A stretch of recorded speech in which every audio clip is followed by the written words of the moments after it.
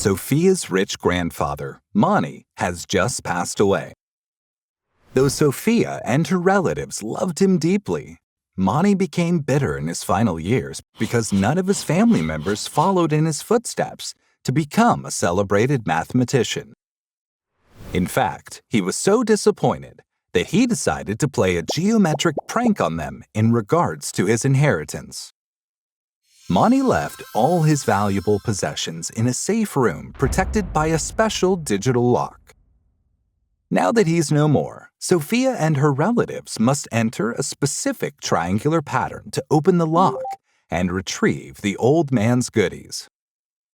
Monty has provided 3 clues to figure out the shape of this triangle. The first one is the length of the triangle's base.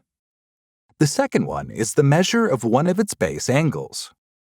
And the third one is the difference between the length of its 2 remaining sides. Of course, Sophia's family could pay a mathematician to solve the puzzle, but there is a catch that even Monty did not anticipate. Within the next 10 minutes, the digital lock will run out of battery and reset, locking the safe room forever. While the rest of the family pulls their hair out with stress, Sophia needs to find a way to solve the puzzle herself. If A, B, and C represent the 3 vertices of the triangle pattern, such that AB is equal to 8 units, angle BAC equals 45 degrees, and AC minus BC is equal to 3.5 units. How can Sophia construct the triangular pattern to unlock the inheritance left behind by her grandfather?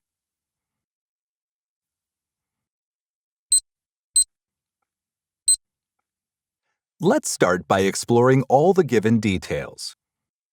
We know that the length of the base is equal to 8 units. We also know that the value of angle BAC is equal to 45 degrees. The procedure to construct this angle is the same as what we've learned previously. Let's label this ray as AX. One thing we can say for sure is that the third vertex of our triangle will lie somewhere along AX. So, let's pick a random point on AX and label it as C.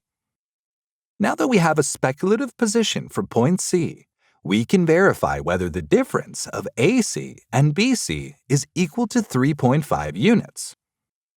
To do this, place your compass at point A and draw an arc intersecting AX at a point D such that AD is equal to 3.5 units.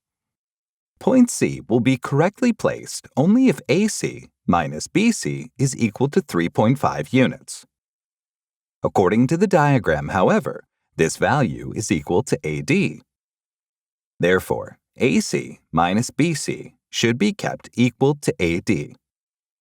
The fact that AD can also be expressed as AC minus DC means that AC minus DC is equal to AC minus BC.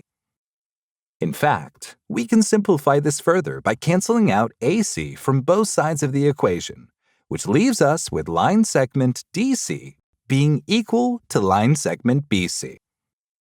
In other words, triangle DBC should be an isosceles triangle. What's even more interesting is that this statement makes it super easy to find out the last vertex. This is because the apex of triangle DBC is the same as the apex of triangle ABC. All we need to do is to construct the perpendicular bisector of line segment DB. The perpendicular bisector of DB will be a collection of all those points which are equidistant from D as well as B. The point we're interested in will be the one at which this perpendicular bisector intersects line segment AD. Like always, place your compass at point D and open its width to more than half the length of line segment DB. Keeping D as the center, draw a circle whose radius is equal to the distance between the arms of the compass. We now have a set of points which are equidistant from point D. Without changing the width of the compass, place it at point B. Keeping B as the center, draw a circle whose radius is equal to the distance between the arms of the compass. This new circle reflects a set of points which are equidistant from point B. The perpendicular bisector of DB is nothing but the line joining the two intersection points of these circles. If you extend this line, it would eventually intersect line segment AX, giving us the accurate position of the third vertex of our triangle. The proof for this result is rather simple. Through our construction, we know that line segment BC is equal to CD, and that line segment AC minus CD is equal to 3.5 units. This implies that if we substitute CD as BC, we get line segment AC minus BC being equal to 3.5 units. In general, we now know that one can construct a triangle by knowing just its base, one of the base angles, and the difference of the other two sides. Looks like Sophia has finally found a way to access her grandfather's goodies, but before we head back to help her, I'd like to show you a special variant of this problem. In the current problem, line segment AC was longer than BC. This implies that AC minus BC was positive. But what if we had a case where line segment AC was shorter than BC? In other words, what if AC minus BC was negative? In such a situation, we cannot obtain an isosceles triangle by placing point D above line segment AB.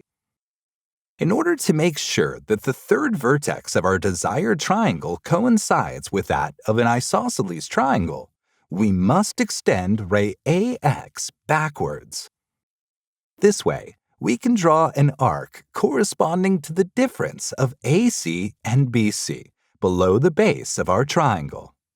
On doing so, we observe that line segment CD is equal to AD plus AC.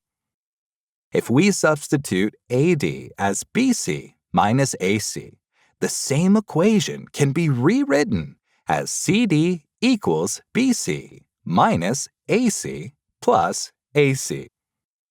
You can now cancel out AC with negative AC to conclude that CD is equal to BC.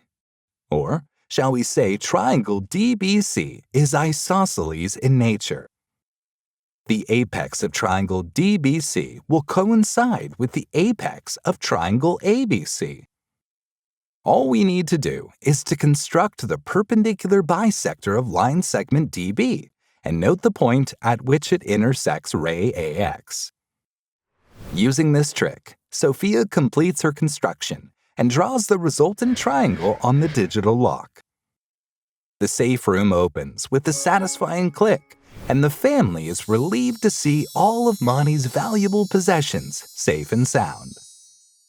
Sophia may not be the groundbreaking mathematician her grandfather was, but she is smart enough to make Monty smile down from the heavens.